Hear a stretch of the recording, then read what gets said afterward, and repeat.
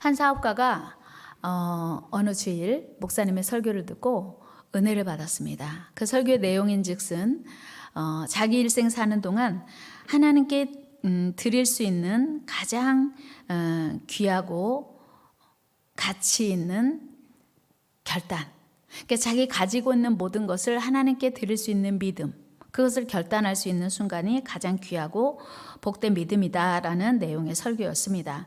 이 사업가는 그날 자신의 모든 사업장을 하나님께 드리기로 결정을 했습니다. 그런데 바로 그날 밤 그 사업장에 불이 난 거였어요. 뜻밖의 일어난 화재였으니 얼마나 놀라고 당황스러웠겠습니까? 그런데 이 사업가가 그 현장에서 너무나 태연스럽게 그 화재 현장을 지켜보고 있는 것이었어요. 놀라서 뛰어 달려온 여러 직원들이 있었는데 이 사장님의 모습을 보고 의아해한 한 직원이 사장님께 이렇게 질문했습니다. 사장님, 지금 우리 회사가 불에 타고 있어요. 그리고 이 불 이후에는 아무것도 남은 것이 없을 것 같아요. 사장님 걱정되지 않으세요? 사장님 태도가 너무 태연해 있어요. 이렇게 얘기했어요. 그때 사장님이 이렇게 말했어요. 알고 있네. 그렇지만 난 이제 전혀 걱정을 할 필요가 없다네. 나는 이미 이 회사를 하나님께 드렸거든. 당연히 이제 이 회사는 하나님의 것이고 하나님이 책임지실 테니 내가 걱정할 필요가 없지 않는가? 그러니 이제 자네도 염려하지 말게나. 그렇습니다, 여러분. 이 사장님뿐 아니라 사실 우리 모두의 주인은 하나님이십니다. 나의 모든 소유의 주인 하나님이시고 심지어 소유뿐만 아니고 나의 모든 생명까지도 하나님이 주인이십니다. 이 믿음이 선명하고 분명하면 우리는 그 어떤 환경에서도 흔들리지 않고 하나님을 신뢰할 수 있습니다. 본래 하나님 것이었는데 내가 가지고 있고 누리고 있는 건 선물로 받은 거라고 하는 거예요. 오늘 우리 생명도. 그러니까 상황이 좀 힘들고 어려워도 이 사실이 분명하고 선명하면 흔들리지 않아요. 왜요? 원래 하나님 거였으니까. 한번 해볼까요? 원래 하나님 거야. 본래 하나님 거야. 네. 그러니까 내 소유가 좀 줄어들든지 많아지든지 아니면 건강이 약화되든지 좋아져도 본래 하나님 거고 하나님이 잠깐 빌려주셔서 선물로 받아 누리고 있는 것이니 하나님이 주신 은혜에 감사하고 영광을 돌릴 뿐이라는 것입니다. 사실 지금 우리가 살아가고 있는 삶도 흔들릴 수밖에 없는 요소들이 너무나 많이 있습니다. 코로나가 장기화되면서 불안이 가중되고 이거 도대체 언제 끝나는 거야 라고 하는 그 불편한 마음이 우리 안에 있습니다. 코로나가 아니어도 우리 상황은 참 편안하지 못하고 흔들릴 상황과 요소들이 참 많습니다. 그런데 오늘 본문 58절에서 사도 바울은 사랑 가득한 음성으로 그 어떤 환경에서도 결코 흔들리지 말고 항상 주의 일에 더욱 힘쓰는 자들이 되라고 권면합니다. 우리 같이 말씀 읽어보겠습니다. 시작. 또 내 사랑하는 형제들아, 견실하며 흔들리지 말고 항상 주의 일에 더욱 힘쓰는 자들이 되라. 이는 너희 수고가 주 안에서 헛되지 않은 줄 알미라. 아멘. 사도 바울 당시에 초대교회 성도들은 흔들릴 수밖에 없는, 요동할 수밖에 없는 여건들이 많았어요. 외부적으로는 이제 그 박해를 받는 상황이었기 때문에 신앙생활은 물론 경제적으로나 사회적으로 위협을 받고 있는 상황이었습니다. 뿐만 아니고 내부적으로는 점점 더 집중되는 그 이단의 공격들로 인해서 신앙이 흔들릴 수밖에 없고 마음이 힘든 그런 상황에 처해 있었습니다. 그럼에도 불구하고 사도 바울이 이런 주문을 하는 이유가 무엇입니까? 그것은 바울 자신의 의지이기도 하지만 무엇보다도 우리 하나님께서는 성도들의 신앙이 흔들리고 요동하는 것을 허락지 않으신다는 사실입니다. 우리 시편 55편 22절 말씀 읽습니다. 시작. 내 짐을 여호와께 맡기라. 그가 너를 붙드시고 의인의 요동함을 영원히 허락하지 아니하시리로다. 아멘. 하나님은요, 우리가 요동하는 걸 허락지 않으세요. 원치 않으세요. 그렇습니다. 우리 하나님께서는 악인에 관해서는 그가 흔들리든지 혹은 겨와 같이 바람에 날리든지 상관하지 않아요. 신경 쓰지 않으세요. 그런데 우리 성도들의 경우는 다릅니다. 우리 하나님은 결코 성도가 흔들리거나 요동하는 걸 원치 않으세요. 한번 해볼까요? 하나님은 우리가 흔들리거나 요동하는 것을 허락지 않으십니다. 맞습니다. 이에 대해서 야고보 사도 역시 작은 바람에도 요동하고 흔들리는 성도가 그 어떤 하나님께 무엇을 구해도 받을 수 없어 라고 경고하고 있어요. 야고보서 1장 6절에서 8절 읽어요. 시작. 오직 믿음으로 구하고 조금도 의심하지 말라. 의심하는 자는 마치 바람에 밀려 요동하는 바다 물결 같으니 이런 사람은 무엇이든지 주께 얻기를 생각하지 말라. 두 마음을 품어 모든 일에 정함이 없는 자로다. 아멘.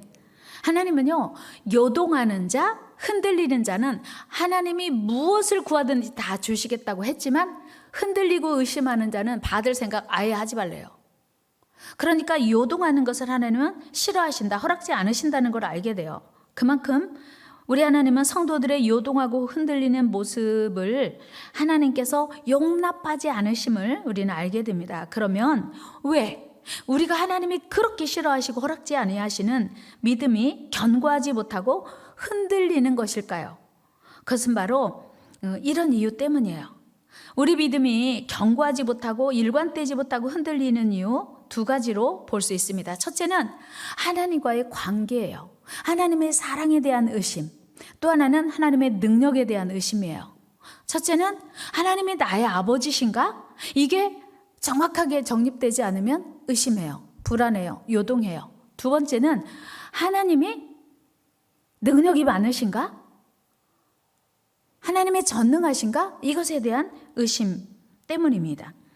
하나님의 사랑에 대한 불신은 하나님의 관계에서 비롯됩니다. 여러분, 우리가 누구예요? 우리는 하나님의 자녀예요. 즉 우리는 하나님의 소유라는 겁니다. 우리는 하나님의 것입니다. 당연히 우리 하나님은 당신의 자녀를 사랑하시고 책임지세요. 여러분 믿으십니까? 여러분 하나님의 자녀예요? 여러분 하나님이 여러분 아버지십니까? 그런데 왜 흔들리죠? 이게 때로는 하나님이 우리 아버지신 것 같은데 때로는 우리 아버지 아닌 것 같은 거예요. 그래서 우리 믿음이 흔들리는 거 아닙니까?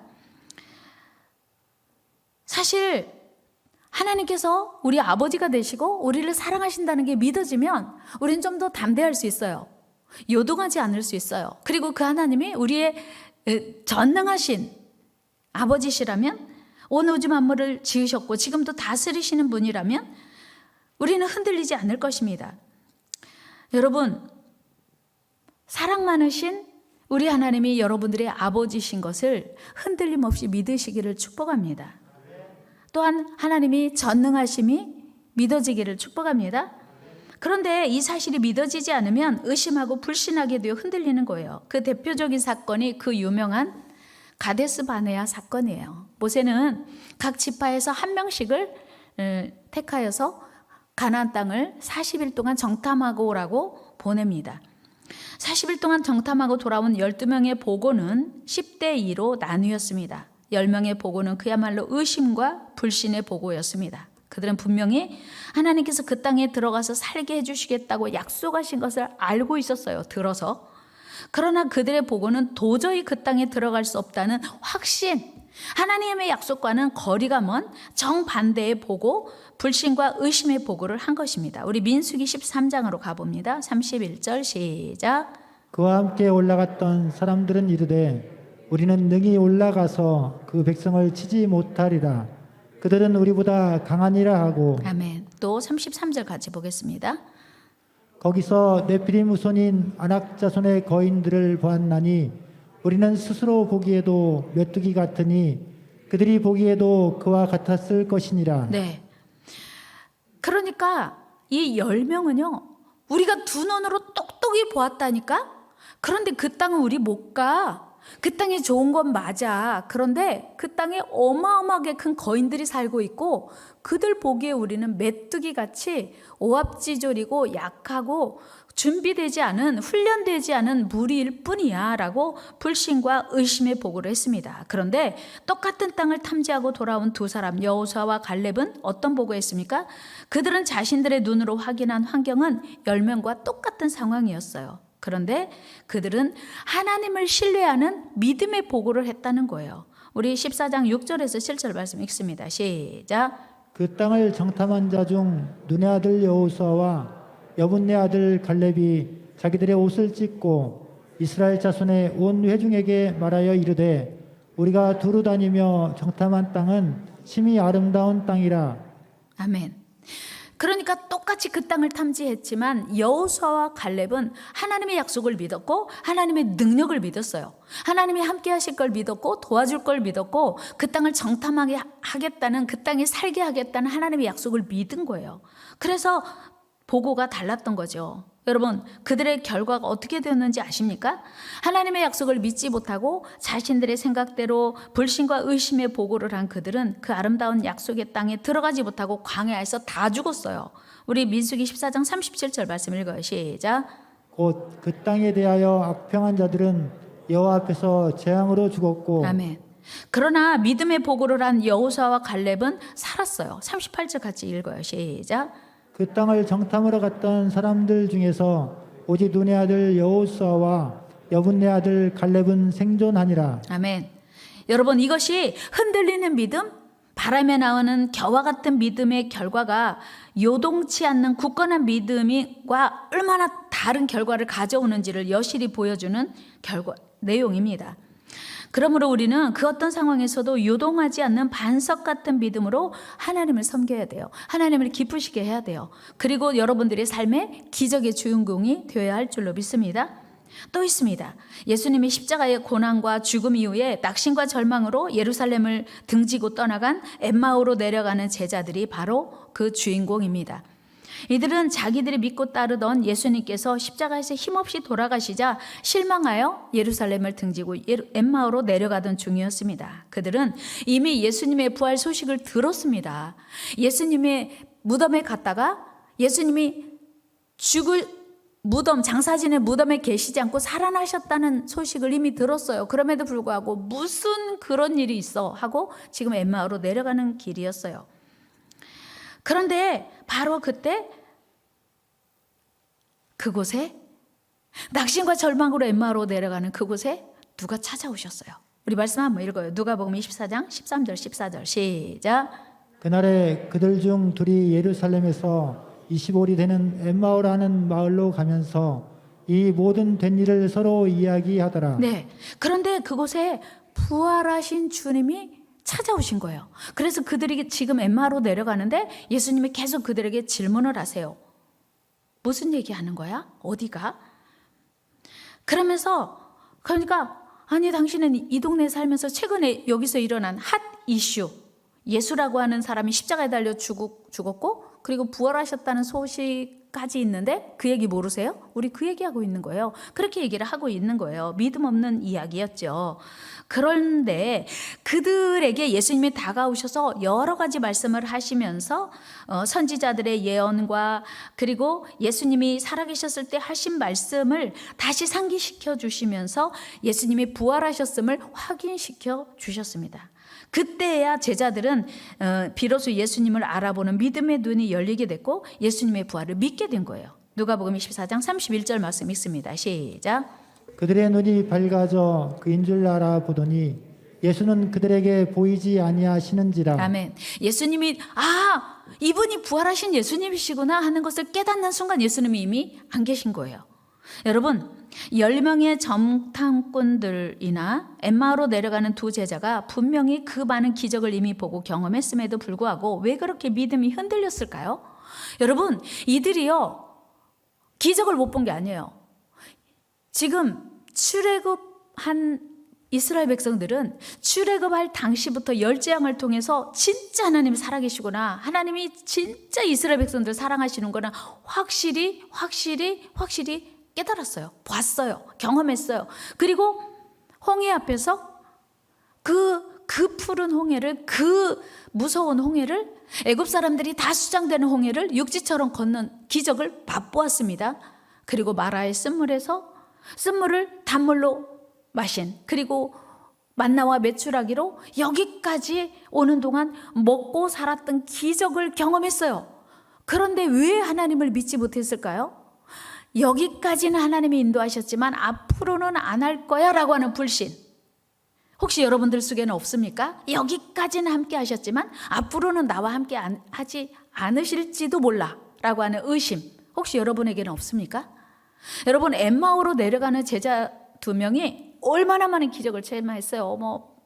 죽은 자가 일어나는 예수님의 능력, 베세다 광야에서 5,000명을 보리떡 2개, 보리떡 5개와 물고기 2마리로 먹이신 기적, 수많은 병자들이 일어나는 기적, 한 번도 본 적 없는 이제 시각장애인을 예수님이 그냥 만져서 아니면 명령과 선포로 눈을 뜨게 하신 기적을 수없이 봤어요. 그런데 이 엠마로 내려가는 제자들도 여기까지야, 지금까지는 하나님의 기적을 예수님이 보이셨지만 앞으로는 아닐 거야 라고 하는 의심, 그것이 오늘 이들을 이렇게 낙심과 절망에 빠지게 했던 거예요.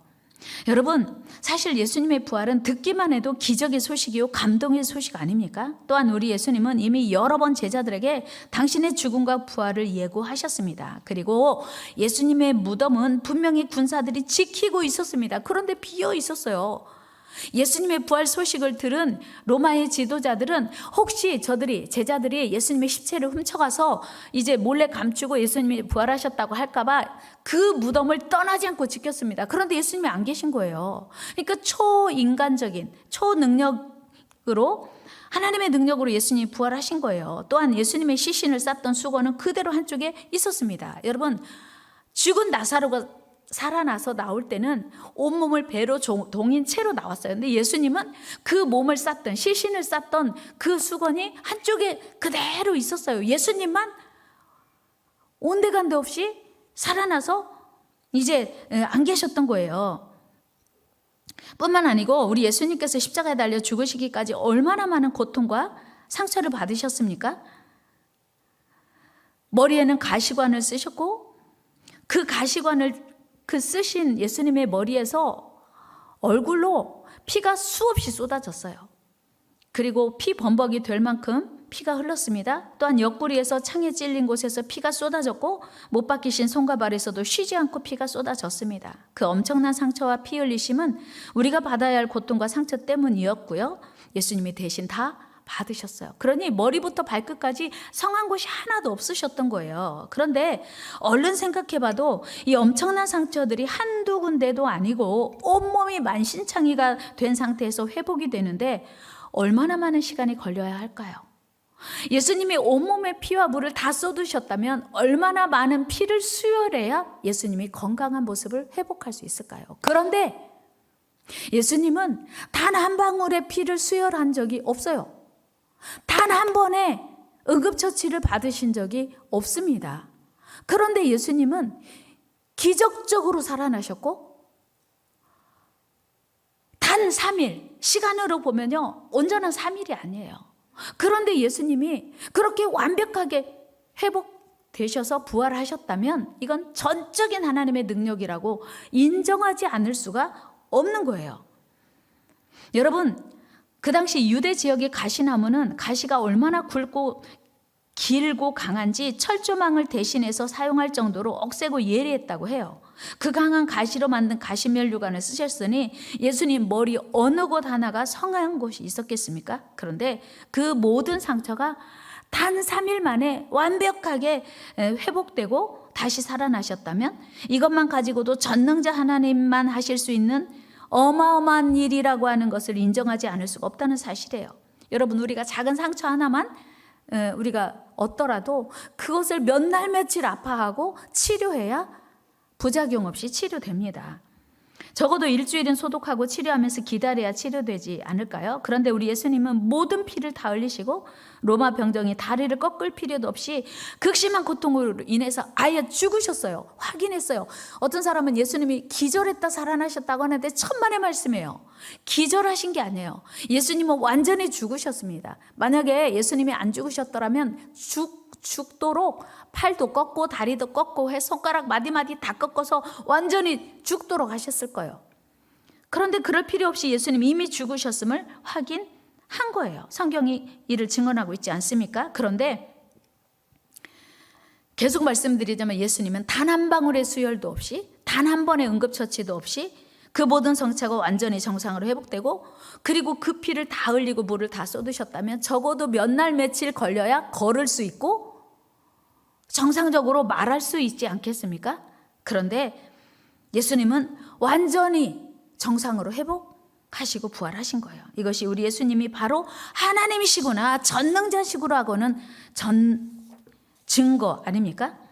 여러분, 창조주 하나님이 외에 누가 완전히 죽은 예수님을 다시 회복시키실 수 있겠습니까? 그러므로 우리는 예수님의 부활을 통해 하나님의 전능하심과 위대하심을 고백할 수밖에 없어요. 인정할 수밖에 없어요. 그리고 그 크고 위대하신 하나님을 믿는 것이 바로 부활신앙이라는 겁니다. 그 어떤 상황도 새롭게 완벽하게 바꾸어 주실 하나님을 믿는 것, 이것이 부활신앙이에요.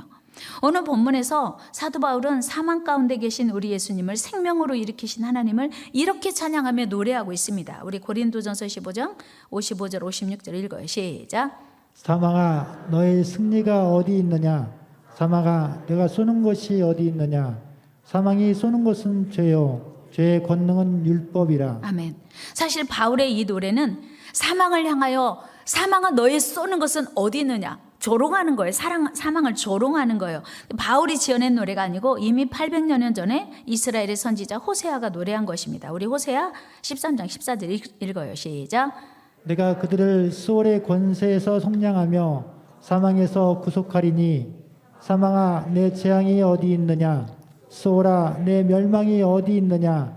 뉘우침이 내 눈앞에서 숨으리라. 아멘. 호세아가 이미 사망아 네 절망이 어디 있느냐? 그러니까 사망을 조롱하는 거예요. 사망이 끝이 아니라고 하는 거예요. 하나님 안에서 사망은 아무것도 아니라고 하는 거예요. 그렇습니다. 바로 이것입니다. 사망이 완전히 패배하고 무기력하게 될 것이라고 하는 우리 하나님께서 이미 호세아 선지자를 통해서 선포하게 하신 거예요. 그러므로 오늘 우리는 죽음을 향해서 이처럼 담대한 승리의 개가를 부를 수 있어야 돼요. 여러분, 육체는요 죽어요. 여러분, 죽음이 두려우시죠? 죽음이 왜 무섭냐면, 왜 두렵냐면요, 육체와 영혼이 분리되는 순간이어서 두렵고 한 번도 안 해본 것이어서 두려워요. 그런데 하나님 우리에게 말씀하세요. 육체와 영혼이 분리돼서 육체는 흙으로 가고 영혼은 영원히 사는 그 순간이 바로 죽음이거든요. 그러니까 죽지 않으면 영원히 살 수 없어요. 같이 해봐요. 죽지 않으면 영원히 살 수 없다. 믿습니까? 그러니까 죽어야 영원히 사는 거예요. 그 순간, 육체와 영혼이 분리되는 순간이어서 두렵긴 한데 죽는 순간이 영원히 사는 순간이에요. 그래서 우리는 죽음도 기쁜 거예요. 죽음도 즐거운 거예요. 예수님의 부활이 우리에게 가르쳐 주신 진리입니다. 육체와 영혼이 분리되는 죽음을 통해서만 영혼은 영원히 살게 됩니다. 그러므로 우리는 육체의 죽음을 두려워하거나 육체의 삶에 매이지 말아야 돼요. 여러분, 사도 바울이 이 부활을 믿지 않는 고린도 교회 성도들에게 이처럼 집요하게 증거하고 있는 이유가 무엇입니까? 그것은 단 하나예요. 우리 하나님은 부활을 약속하셨어요. 그리고 예수님이 친히 먼저 보여주셨어요. 그래서 부활의 첫 열매라고 하지 않습니까? 여러분, 우리 예수님은 십자가와 부활을 통해서 사망 권세를 이기셨어요. 우리는 날마다 실패하고 날마다 절망하고 우리는 날마다 죽을 것 같은 그런 경험을 하지만 우리 주님은 날마다 이기시고 날마다 살아나시고 날마다 승리하시고 날마다 승리의 계가를 부르십니다. 그리고 우리 아버지 하나님은 오늘도 우리에게 이김을 주시기를 원하세요. 그리고 우리의 승리를 위해 늘 도와주십니다. 이사야 41장 10절 말씀 읽어요. 시작. 두려워하지 말라 내가 너와 함께함이라. 놀라지 말라 나는 내 하나님이 됨이라. 내가 너를 굳세게 하리라. 참으로 너를 도와주리라. 참으로 나의 의로운 손으로 너를 붙들리라. 아멘. 그러므로 이제 우리는 사랑의 아버지, 내가 어떤 상황에 처해 있든지 나를 붙들어 주시고 도와주시고 함께해 주실 그 사랑의 아버지를 의지하고 신뢰하며 그 어떤 어렵고 힘든 환경에 처할지라도 흔들리지 말아야 돼요. 흔들리지 맙시다. 흔들리지 맙시다. 더욱 믿음으로 나아갑시다. 그리고 더욱 주의 일에 힘써야 돼요. 주의 일에 힘쓸 때 우리 믿음은 더욱 견고해지기 때문입니다. 또한 우리는 하나님의 그 귀하신 자녀로 하나님께서 모든 것을 책임져 주실 것을 믿어야 돼요. 그리고 지금 우리에게 허락하신 건강과 물질, 때로는 고난일지라도 만족하고 감사하며 기뻐해야 돼요. 우리 디모데전서 6장 7절 8절 말씀 읽어요. 시작. 우리가 세상에 아무것도 가지고 온 것이 없음에 또한 아무것도 가지고 가지 못하리니 우리가 먹을 것과 입을 것이 있은즉 족한 줄로 알 것이니라. 아멘.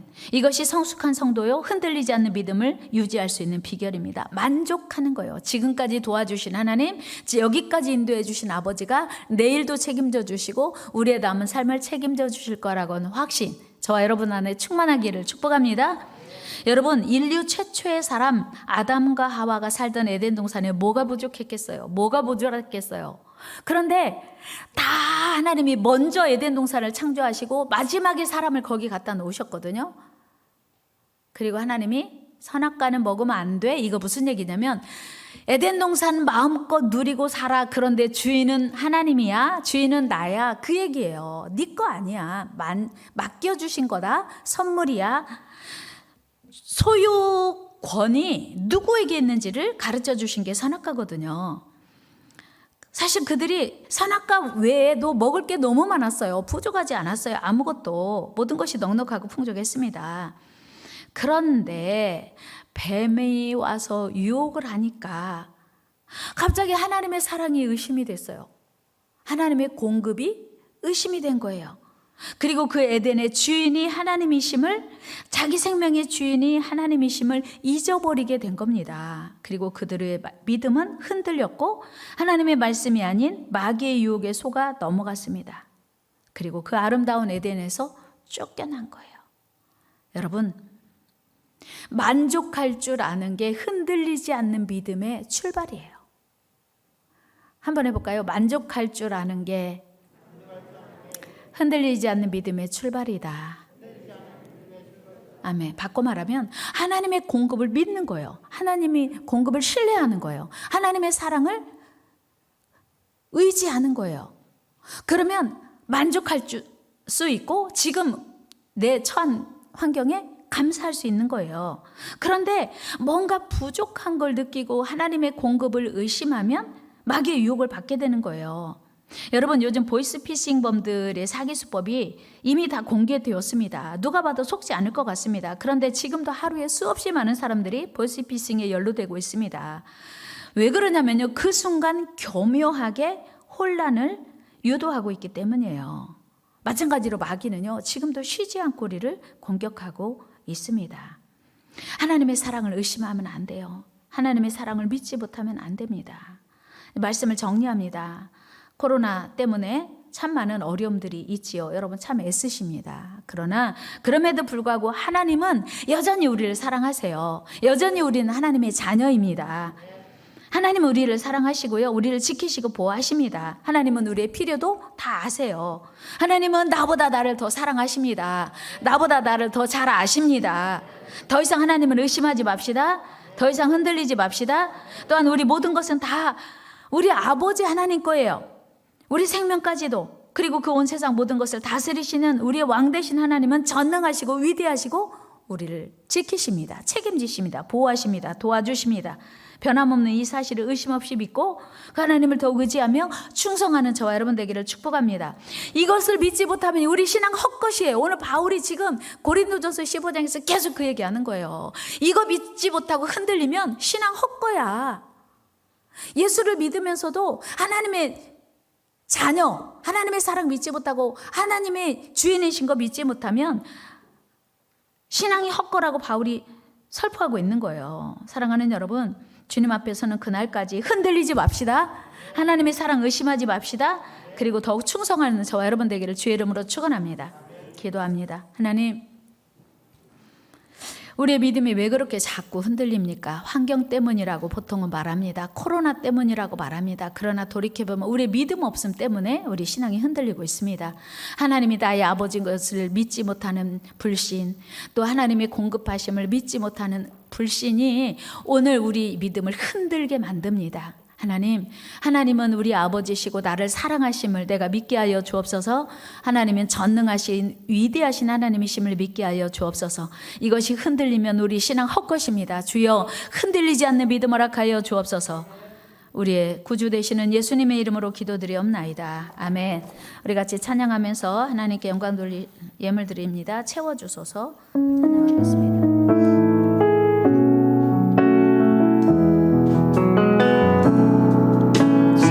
이곳에 임하소서. 성령의 불로 가득 채우소서. 아멘. 갈급한 내 맘에 찾아오셔서 주의 성령으로 채워주소서. 흔들리지 않는 믿음 주소서. 아멘. 낭망하지 않는 믿음을 자백하는 마음 내게 주소서.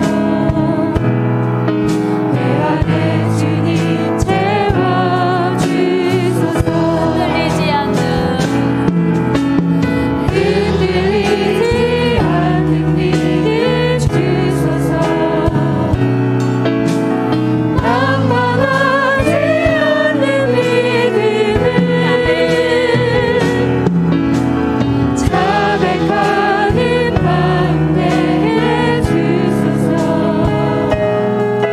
내 안에 주님 채워주소서. 다시 한번 결단하며 흔들리지 않는 흔들리지 않는 믿음 주소서. 낭망하지 않는 믿음을 자백하는 마음 내게 주소서. 내 안에 주님 채워주소서. 내 주님 내 안에 주님 채워주소서. 내 안에 주님 내 안에 주님 채워주소서. 아멘. 이 시간 우리 사모하는 마음으로 기도합니다. 하나님, 우리 왜 그렇게 자주 흔들립니까? 왜 그렇게 낙심합니까? 좌절합니까? 주님, 오늘 이 시간 내게 오셔서 믿음으로 충만하게 채워 주시옵소서. 부활의 믿음, 하나님, 엠마오로 내려가던 제자들 주님의 부활을 믿지 못하여 낙심하고 절망하여 예루살렘을 등지고 엠마오로 내려갔습니다. 그 믿음, 아버지 하나님, 오늘 우리의 모습입니다. 하나님 용서하여 주시고 그 굳센 믿음으로, 흔들리지 않는 믿음으로 채워주소서.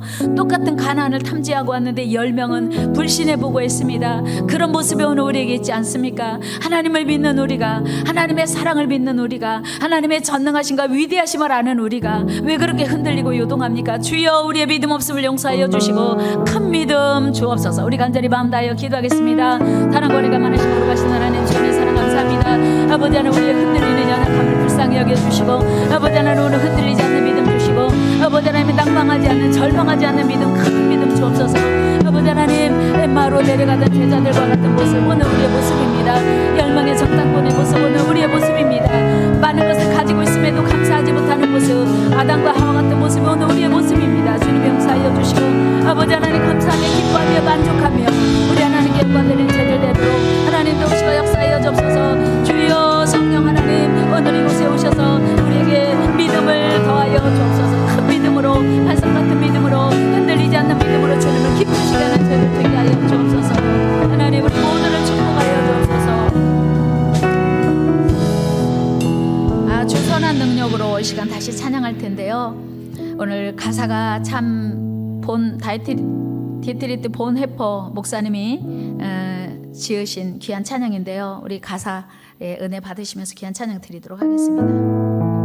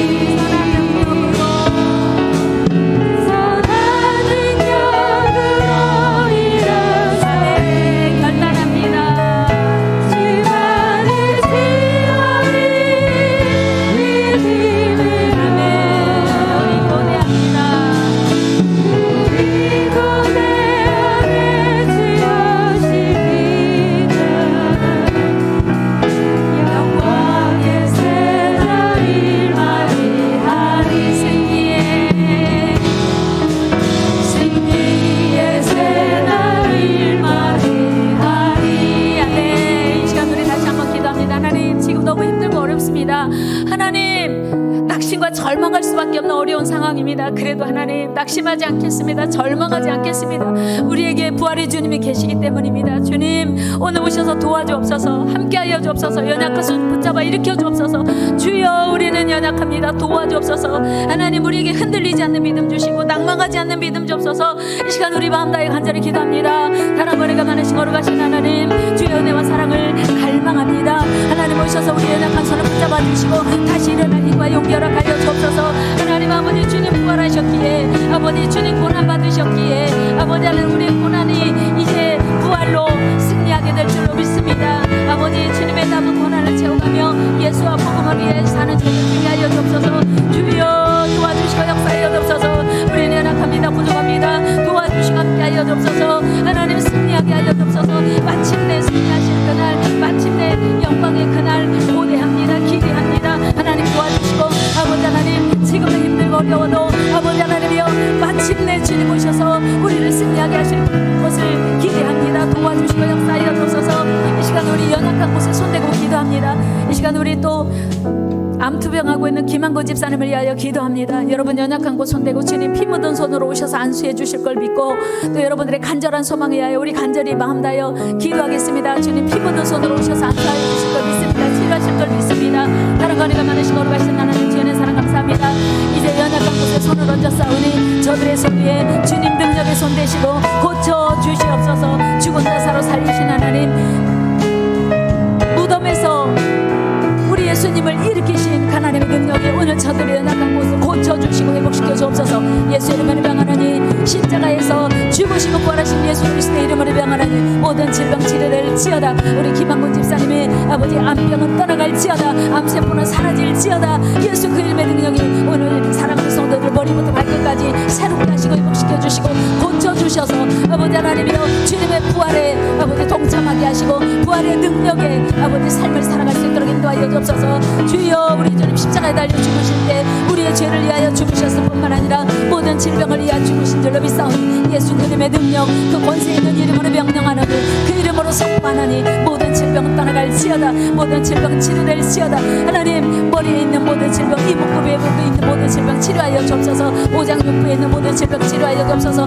하나님, 목 디스크부터 허리 디스크, 아버지 관절, 하나님 모든 연골까지 곧 세포까지 주님 치료하여 주시고 회복시켜 주옵소서. 예수 이름으로 선포합니다. 예수 이름으로 치료될지어다. 예수 이름으로 회복될지어다. 하나님, 고쳐주시고 영광받아 주시옵소서. 하나님, 중요한 것은 우리에게 믿음이 없는 것입니다. 하나님, 우리에게 믿음을 주셔서, 하나님 우리에게 믿음을 주셔서 낙심하지 않게 하시고 절망하지 않게 하시고, 하나님이 우리를 사랑하시며 나보다 나를 더 잘하시고 나보다 나를 더 사랑하시는 하나님의 그 사랑이 오늘 우리 가운데 계속될 것을 믿사오니, 하나님 아버지, 우리 삶에 책임져 주시고 이후로 우리 삶을 열어주시고 회복시켜 주시고, 하나님 책임져 주시옵소서. 우리 자녀들을 축복하며 기도합니다. 하나님, 우리 사랑하는 자녀들을 기억하여 주시고 저들이 주님 앞에 온전한 예배자가 되게 하시고 저들의 삶이 형통하게 도와주옵소서. 하나님, 머리가 되게 하시고 늘 승리할 수 있도록 인도하여 주옵소서. 어떤 원수마귀의 공격에도 넘어지지 않는 성도들과 자녀들 되게 하시고 저들의 생업이 되게 하옵소서.